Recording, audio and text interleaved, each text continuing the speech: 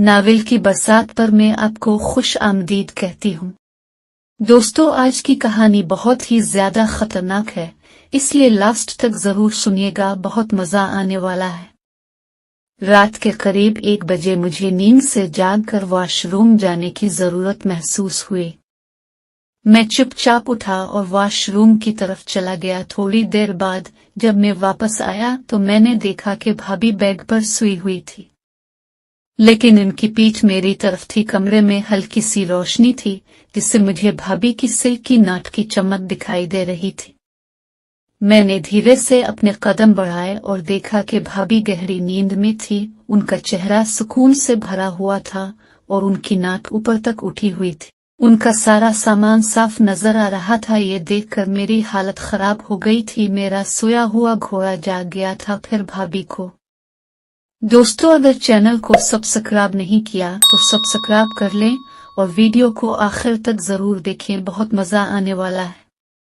मेरा नाम दिलशाद है। मैं मुल्तान शहर का रहने वाला हूँ। मेरा कद 8 फुट है। मेरे घोड़े का साइज 13 इंच लंबा और 6 इंच मोटा है। कुछ दिन पहले की बात है जब मैं अपना इंटरव्यू देने के लिए मुल्तान से कराची जा रहा था। ट्रेन में बैठा तो मेरे सामने वाली सीट पर एक भाभी बैठी थी। वो बेहद खूबसूरत और दिलकश लग रही थी। उसके चेहरे की एक अलग ही चमक थी और उसके लंबे बाल इसे मजीद खूबसूरत बना रहे थे। उनका भरा हुआ बदन, गोल गोल सुनहरे और मस्त गठियाला जिस्म, भाभी को देखकर मुझे बेहद सुकून और मजा आ रहा था और यकीनन मेरी नजरें उन्होंने खींच ली। ट्रेन चलते चलते मैंने सोचा किया मैं उनसे बात करूं। फिर मैंने हिम्मत इकट्ठी की और उनसे बातचीत शुरू की। भाभी ने मुस्कुराते हुए जवाब दिया, आप कहाँ जा रहे हैं? मैंने बताया कि मैं कराची जा रहा हूँ। ये सुनकर वो बोली, अच्छा, मैं भी कराची की रहने वाली हूँ, मुल्तान अपने शौहर से मिलने आई थी। फिर मैंने उनका नाम पूछा तो भाभी ने अपना नाम दानिया बताया। मैंने कहा, अच्छा, आप कराची में किस जगह पर रहती हो? इसने कहा कि मैं गुलशन इकबाल में रहती हूँ। हमें एक दूसरे से बातें करते करते अच्छा लगने लगा। भाभी की बात सुनकर मुझे उनका वक्त और भी अच्छा लगने लगा। ट्रेन में सफर करते हुए हमने अपनी जिंदगी के बारे में बहुत सी बातें की। मैंने बताया कि मेरा इंटरव्यू एक मोटरसाइकिल कंपनी में है और भाभी ने मुझे हौसला दिया। भाभी के साथ ऐसे ही यहाँ वहाँ की बातें चलती रही। मैं पूरे रास्ते उनको ही देखता रहा। वो बहुत ही मस्त माल लग रही थी। शायद भाभी ने भी नोट कर लिया था, मगर उन्होंने मुझसे कुछ नहीं बोला। रात के करीब 11 बज चुके थे जब ट्रेन कराची स्टेशन पर रखी। मैं और दानिया भाभी दोनों ही ट्रेन से बाहर निकले। भाभी का बैग बहुत भारी था तो मैंने उनकी मदद के लिए कहा, भाभी लाओ, मैं आपका बैग उठा देता हूँ। उसने निहायत शाइस्तगी से मेरा शुक्रिया अदा किया और हम दोनों स्टेशन से बाहर आ गए। गुलशन इकबाल में रात गिराने लगी थी और आसपास ज्यादा लोग नजर नहीं आ रहे थे। स्टेशन के बाहर पहुंचकर भाभी ने मुझसे पूछा, अब रात को कहाँ ठहरने का सोचा है? मैंने सोचा कि शायद होटल ढूंढना पड़ेगा, लेकिन भाभी ने कहा, अगर तुम्हें कोई परेशानी ना हो तो तुम हमारे घर आ सकते हो, घर पास में ही है और तुमने मेरी मदद भी की है। मुझे भी रात में बैग उठाने में मुश्किल हो रही है। मैंने थोड़ी देर सोचा और फिर हामी भर दी। रात काफी हो चुकी थी और मुझे भी होटल ढूंढने की जगह भाभी के घर जाना ज्यादा सही लगा। हम दोनों रेलवे पटरी पार करके भाभी के घर की तरफ बढ़े। चलते चलते मैंने भाभी से पूछा, आपका घर कितना दूर है? भाभी ने मुस्कुराते हुए कहा, बस थोड़ी दूर और तुम देखना, मेरे घर का माहौल बहुत अच्छा है। उनकी बात सुनकर मुझे राहत मिली। जब हम उनके घर पहुंचे तो भाभी ने दरवाजा खोला और मुझे अंदर आने को कहा। अंदर पहुंचकर मैंने कहा, थानक यू भाभी। भाभी ने कहा, थानक यू तो मुझे कहना चाहिए, तुमने मेरी बहुत मदद की है। घर के अंदर एक हल्की सी रोशनी थी और दीवारों पर लगे बाउल ने घर को एक खास माहौल दिया था। फिर उन्होंने मुझसे पूछा, दिलशाद, तुम्हें भूख लगी है? क्या खाना पसंद करोगे? मुझे भी थोड़ी भूख लग रही थी। भाभी, चावल बना लो, जल्दी बन जाएंगे। भाभी हंसी और बोली, ठीक है, मैं कपड़े चेंज करके आती हूँ। तुम भी सामने वाले कमरे में जाकर कपड़े बदल लो और थोड़ा आराम कर लो। मैं इस कमरे में चला गया जहां उन्होंने इशारा किया था। वहां जाकर मैंने अपने कपड़े बदले और हाथ मुंह धोकर तैयार हो गया। मैंने एक आरामदेह टी शर्ट पहन ली थी।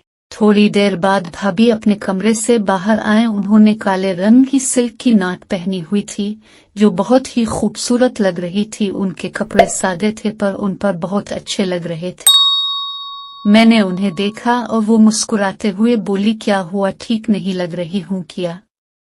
मैंने जल्दी जवाब दिया, अरे भाभी आप तो बहुत अच्छी लग रही हो। मेरी इस बात पर वो भी मुस्कुराती और फिर किचन में खाना बनाने चली गई। मैं वही बैठा बैठा अपने फोन में कुछ देखने लगा और भाभी ने किचन में चावल और सब्जी तैयार करनी शुरू कर दी। कुछ ही देर में किचन से पक रहे खाने की खुशबू आनी शुरू हो गई और मेरे पेट में हल्की सी भूख और तेज हो गई। भाभी ने मुझसे कहा, खाना बस बन गया है, तुम मेज पर बैठ जाओ। मैं मेज पर बैठ गया और उन्होंने मेरे सामने चावल और सब्जियां पेश की। अब वो खाना खाने लगी। खाना खाते हुए हम बातें कर रहे थे। भाभी ने पूछा, खाना कैसा है? मैंने कहा, बहुत अच्छा है। फिर भाभी ने पूछा, और घर कैसा लगा? मैंने कहा, घर भी अच्छा है। फिर भाभी ने धीरे से पूछा, और घर वाली कैसी लगी? मैं थोड़ा चौंका और मैंने बोला, वो भी बहुत अच्छी है। इस पर वो थैंक यू बोलकर खाना खाने लगी। हम दोनों ही मुस्कुरा रहे थे और एक दूसरे से नजरें चुरा रहे थे। फिर भाभी ने मेरे बारे में पूछा, इंटरव्यू का टाइम किया है? तो मैंने बोला, कल 10 बजे। भाभी ने कहा, फिर तो कोई प्रॉब्लम नहीं है, मैं तुम्हारे लिए नाश्ता बना दूंगी, तुम खाकर ही जाना। मैंने भी हाँ बोल दिया।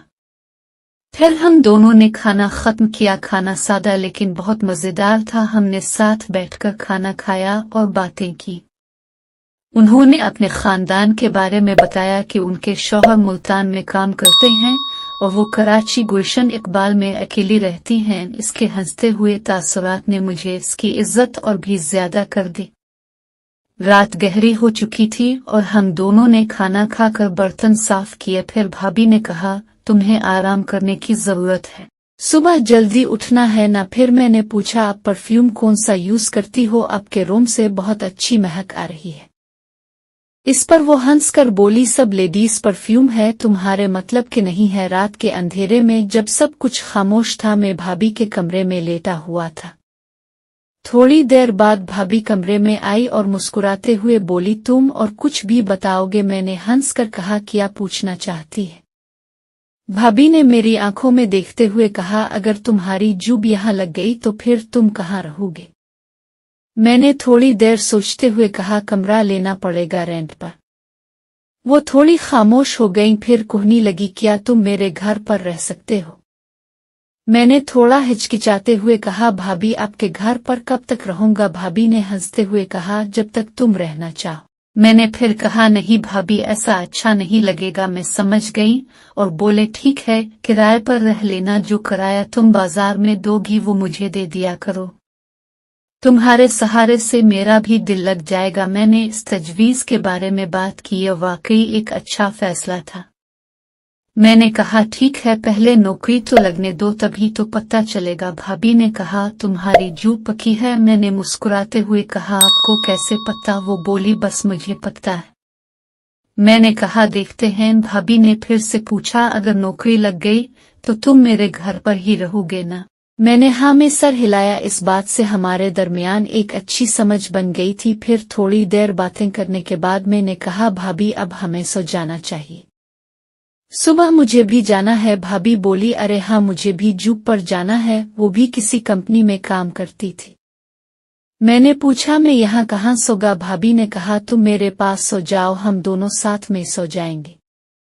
मैंने थोड़ी हिचकिचाहट दिखाई और कहा, नहीं, मुझे दूसरे कमरे में सोना है। भाभी ने फिर कहा, दूसरे कमरे में सफाई नहीं है, तुम यहीं पर मेरे कमरे में ही सो जाओ। फिलहाल मैंने उनकी बात मान ली। मैंने उनसे बिस्तर मांगा और नीचे डालकर सो गया। भाभी ने कहा, ये मेरे बेड पर मेरे साथ ही सो जाओ। मैंने मना कर दिया, लेकिन भाभी ने ज्यादा कुछ नहीं कहा। वो मुझे कंबल देकर बेड पर लेट गई और मैंने नीचे लेटने का फैसला किया। धीरे धीरे कमरे का माहौल पुरसुकून हो गया। रात के सुकून भरे माहौल में मुझे लगा कि ये अनजानी मुलाकात हमारे लिए एक नए सफर का आगाज हो सकती है। अब रात के करीबन 1 बजे मैं उठा और वॉशरूम चला गया। जब वापस आया तो देखा भाभी मेरी तरफ पीठ करके लेटी हुई थी और उनकी नाक ऊपर तक उठी हुई थी। उनका सारा सामान साफ दिख रहा था। ये देखकर मेरी हालत खराब हो गई है। मेरा सोया हुआ घोड़ा जाग गया था, लेकिन मैं कंट्रोल करके सो गया। सुबह भाभी ने 7 बजे उठा दिया और बोली उठो और अभी चाय पी लो। मैंने मुंह बनाते हुए कहा भाभी मैं चाय नहीं पीता। इस पर भाभी बोली कोई बात नहीं, थोड़ी सी पी लो, मैंने तुम्हारे लिए बहुत प्यार से बनाई है। मैंने भाभी की तरफ देखा तो उनकी आंखों में कुछ अलग ही चमक थी और बात करने का तरीका भी बदल चुका था। अब हर बार डबल मीनिंग में कर रही थी, लेकिन मैं अनजान बनते हुए सब कुछ इग्नोर कर रहा था। फिर मैं तैयार होकर जाने लगा तो भाभी बोली इंटरव्यू के बाद मुझसे मिलकर जाना और जूब का क्या हुआ मुझे बताकर जाना कि इंटरव्यू में तुम्हारा जूब का क्या हुआ। मैं ओके बोलते हुए निकल गया। मैं एक ऑटो पकड़कर इंटरव्यू देने पहुंच गया। जब मैं दिन में 3 बजे वापस आए तो भाभी का घर लॉक था। मेरे कपड़े अभी भी अंदर ही थे और मैं भाभी का फोन नंबर लेना भी भूल गया था। मैंने भाभी के आने का इंतजार किया। शाम के 5 बजे भाभी आई। वो जैन ने बहुत खूबसूरत लग रही थी। आते ही भाभी बोली ओ सॉरी, मैं तुम्हें तो भूल ही गई थी कि तुम मेरा इंतजार कर रहे होगे। उन्होंने जल्दी से गेट खोला और अंदर आने को बोलने लगी। फिर भाभी बोली तुम थोड़ा रुको, मैं कपड़े चेंज करके अभी आती हूँ। आज भाभी लवर और एक डेली सी टी-शर्ट पहनकर बाहर आई। भाभी बोली हाँ अब बताओ क्या हुआ। मैंने कहा कि मुझको घर जाना है। इस पर भाभी थोड़ा उदास हो गई और बोली क्या हुआ, इंटरव्यू सही नहीं हुआ क्या, जुब नहीं लगी, ऐसा कैसे हो सकता है, तुमको मना कैसे कर सकते हैं वो लोग। ऐसे लग रहा था कि यकीन मानो जैसे उनको इस बात का बहुत दुख हुआ हो। मैंने भाभी से कहा कि ऐसी कोई बात नहीं है, मेरी जुब लग गई है और मुझको 3 दिन बाद ज्वाइन करना है। इस पर भाभी खुश होकर पूछने लगी कि फिर घर क्यों जा रहे हो। उनके पूछने से साफ पता चल रहा था कि जैसे भाभी को मेरा जाना अच्छा नहीं लग रहा था। मैंने कहा मेरे पास इतने कपड़े नहीं हैं, मैं अपने घर वालों से मिलकर आऊंगा और अपने कपड़े भी ले आऊं और कुछ जरूरी सामान भी लाना है। इस पर भाभी ने एक नम आंखों से पूछा वापस तो आओगे ना। उनकी आंखों से साफ लग रहा था कि जैसे मेरे बगैर भाभी का दिल ही नहीं लग रहा हो। मैंने भाभी से कहा भाभी मैं जरूर आऊंगा। फिर भाभी थोड़ा खुश हो गई और बोली जाओगे कब, ट्रेन कब की है। मैंने बोला कि कल मॉर्निंग की है, नाइट की ट्रेन में कोई सीट नहीं है। इस पर भाभी बहुत ज्यादा खुश हो गई और बोली ओके तो फिर आज तुम्हारे लिए रूम की सफाई करती हूँ और शाम को पार्टी करते हैं। मैंने बोला पार्टी किस लिए। भाभी बोली अरे तुम्हारी जुब लग गई है इसलिए पार्टी करते हैं, चलो पार्टी दो। मैंने उनसे कहा मगर मेरे पास इतने पैसे नहीं हैं। इस पर भाभी बोली कोई बात नहीं, पार्टी में दे दूंगी, जब तुम्हारी सैलरी आ जाए तो वापस कर देना। फिर हम दोनों ने खाना खाया और रूम की सफाई करने में लग गए। सफाई करते करते देर हो गई थी। भाभी ने पूछा खाना घर पर खाओगे या बाहर। मैंने कहा घर पर ही खाएंगे। फिर भाभी ने पूछा और पीना कहा है। इस पर मैं थोड़ा चौंकते हुए बोला क्या मतलब। भाभी बोली ड्रिंक नहीं करते हो क्या। मैंने बोला करता हूँ मगर इससे पहले मैं कुछ और बोलता तब तक भाभी बोली बस तो फाइनल हो गया, तुम बाहर से बोतल ले आना, तब तक मैं कुछ खाने के लिए बनाती हूँ। उन्होंने मुझको 2000 रुपए दिए और बोली एक रेड लेवल की बोतल और कुछ फ्रूट्स और कुछ ड्राई फ्रूट्स ले आना और हाँ एक सिगरेट का पैकेट भी ले आना। मैं उनसे पैसे लेकर दुकान पर बोतल लेने पहुंचा तो देखा 1000 रुपए की एक बोतल मिल रही थी। दर हकीकत मैं कभी भी ब्लेंडर पीर प्राइड में नहीं गया था। खैर मैंने एक बोतल ले ली है और कुछ फ्रूट और ड्राई फ्रूट लेकर घर आ गया। तब तक भाभी ने खाना तैयार कर दिया था। आलू गोभी की सब्जी और पूरी पक चुकी थी। भाभी ने मुझे आया देखकर कहा तुम अपने कपड़े चेंज कर लो, ये कपड़े गंदे हो गए हैं, जल्दी से नहाकर फ्रेश हो जाओ। तब तक मैं भी नहाकर फ्रेश हो जाती हूँ। फिर मैंने कहा मगर मेरे पास तो दूसरे कपड़े नहीं हैं। भाभी ने मुझे एक लवर और एक टी शर्ट लाकर दी और बोली ये पहन लो। मैं भी उनके दिए कपड़ों को लेकर अपने रूम में आ गया और नहाकर कपड़े पहन लिए। जब मैं भाभी के रूम में पहुंचा तो भाभी अभी नहा रही थी। मैंने आवाज दी तो बोली तुम सामान लाओगे, तब तक मैं आती हूँ। उन्होंने मुझको गिलास पानी की बोतल बताई और प्लेट वगैरह के बारे में बताया कि किचन में सब रख दिया है। मैंने सब कुछ सीट कर दिया है। ड्राई फ्रूट के दिए और ड्राई फ्रूट प्लेट में सजा दिए। दोनों गिलासों में पैक बनाकर रख दिया। मैं ड्राइंग रूम में बैठा था और टेबल पर सब सामान तैयार था। जैसे ही भाभी अंदर कमरे में आई मैं उनको देखता ही रह गया। भाभी बहुत खूबसूरत लग रही थी। मैं भाभी के संतरों को ही देखे जा रहा था और ये बात भाभी ने अच्छी तरह समझ ली थी। उन्होंने उठकर पूछा क्या देख रहे हो?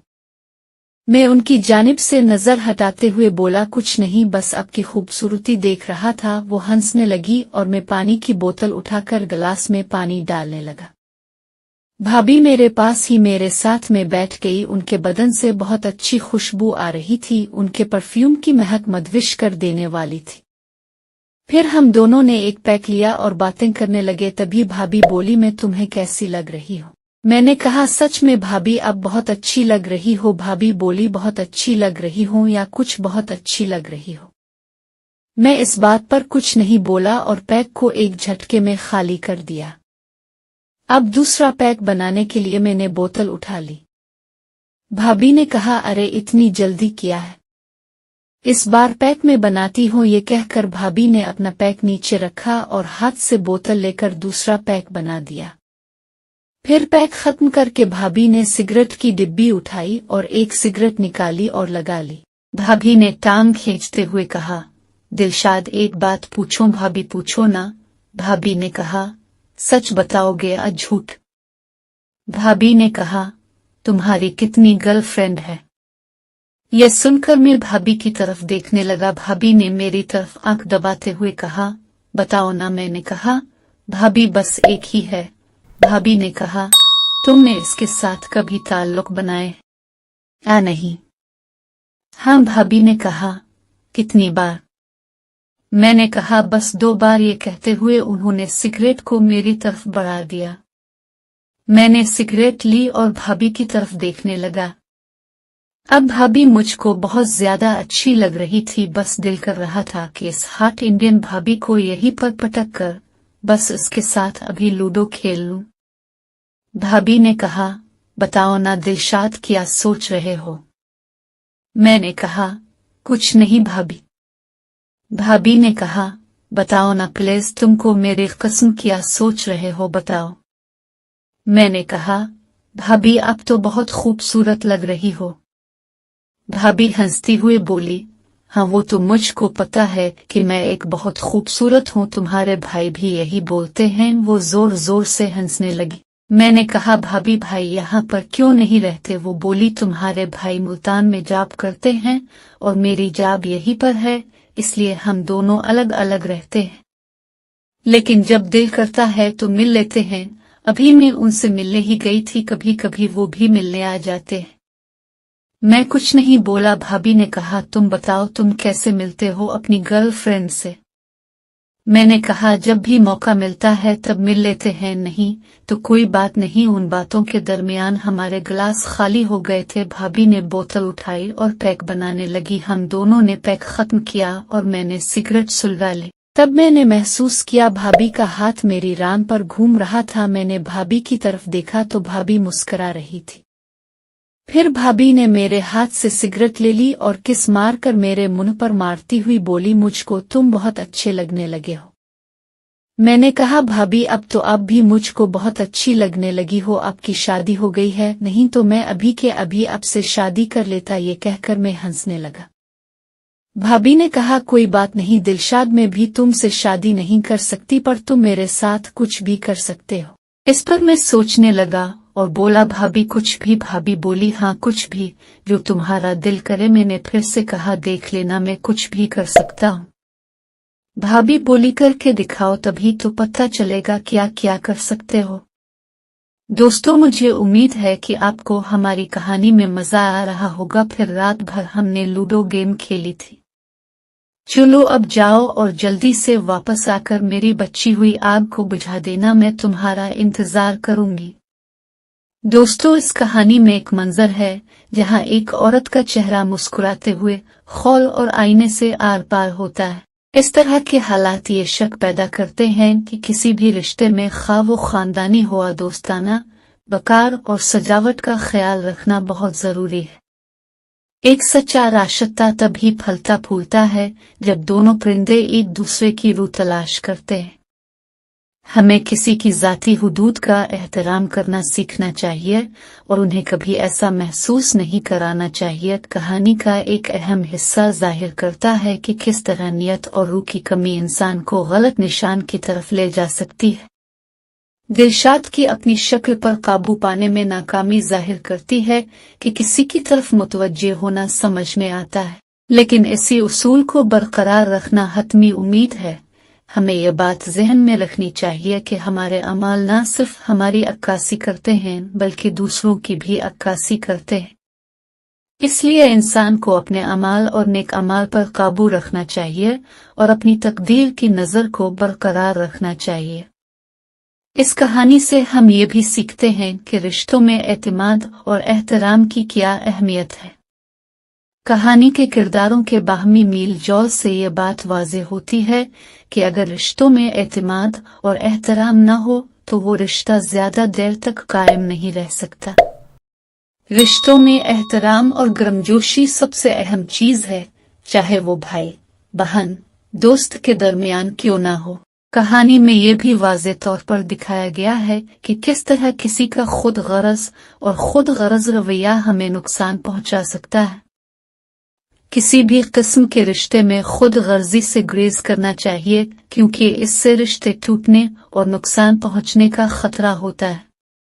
जाती अच्छाई और बुरी खूबियां दूसरों पर मुसल्लत करना अपने फायदे के लिए इस्तेमाल करना गलत है। एक और अहम सबक जिसको सीखना है वो ये है कि इंसान को खुद आगाह होना चाहिए और ये समझना चाहिए कि इसके अच्छे और बुरे इरादे क्या हैं और उन्हें कहाँ तक महदूद रखना चाहिए। एक ईमानदार और पुख्ता सोच रखने वाले शख्स को अपनी हुदूद का ख्याल रखना चाहिए और दूसरों के साथ शाइस्ता होना चाहिए। अच्छा सिर्फ वही है जो दूसरों के हुकूक का एहतराम करता है। मुआशरे के हर फर्द की अपनी जिम्मेदारियां होती हैं जो उसे निभानी होती हैं। इसलिए हर फर्द को मुआशरे की अपनी जिम्मेदारियों का ख्याल रखना चाहिए। किसी भी रिश्ते का एतमाद, ईमानदारी और बाहमी इफ़हाम व तफ़हीम पर मबनी होता है। अगर रिश्ते इन चीज़ों पर मबनी ना हो तो उनके दरमियान झगड़ा और जुदाई लाजिम है। इसलिए हर रिश्ते में हम आहंगी, इफ़हाम व तफ़हीम और एतमाद होना चाहिए ताकि वो देर तक कायम रह सके।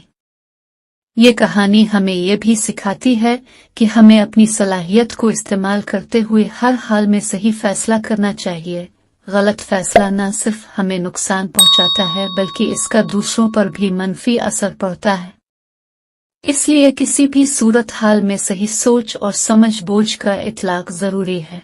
हमें यह भी समझना चाहिए कि किसी भी रिश्ते में बराबरी का होना जरूरी है, चाहे वो जाती ताल्लुक हो या साबिका ताल्लुक की वजह से रिश्तों में तनाव और तनाज़ा पैदा हो सकता है, क्योंकि ये किसी के लिए अच्छा नहीं। ख्वातीन का एहतराम, शाइस्तगी और वकार हर मुआशरे का मामूल होना चाहिए। जिस मुआशरे में लोग एक दूसरे के हुकूक का एहतराम करते हैं वहाँ सच्चे और पायदार रिश्ते होते हैं। अल्लाह पाक हम सबको अपने अपने पाकीज़ा रिश्तों का पासबान बनाए और दूसरे की बहन माओं को अपनी बहन माँ समझने की तौफीक अता फरमाए। आमीन।